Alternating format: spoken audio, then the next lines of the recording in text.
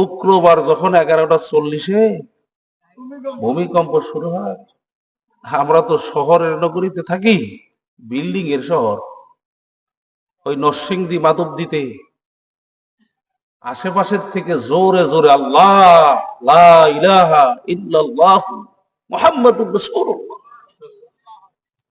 কোনদিন এরকম আওয়াজ শুনি নাই যেটা শুক্রবারে শুনছি ভূমিকম্পের দিন। জোরে বলেন কথা ঠিক কিনা? কথাটা কেমন জানেন?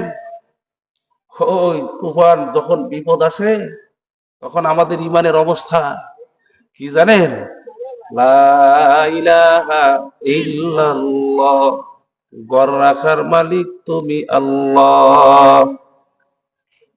যখন তুফান চইলা যায় বাজান, তখন দেখবেন তারা বলে ভাড়া তো ঘরের খাম্বা খুঁটি লাগাইছিলাম, আর নয় যেমনি আসছিল অমনি গেছিল।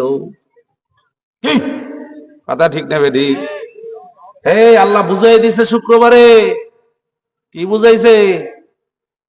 এই যে গত রাত্রে গুজব ছড়াইছে ভূমিকম্প হবে গত রাত 12টার পরে, আমাকে নরসিংদীতে মানুষগুলা বিল্ডিং সাইরা বাচ্চা পোলাপাইন লইয়া মাঠে আসছে, রাস্তার মধ্যে শুয়ে দিচ্ছে।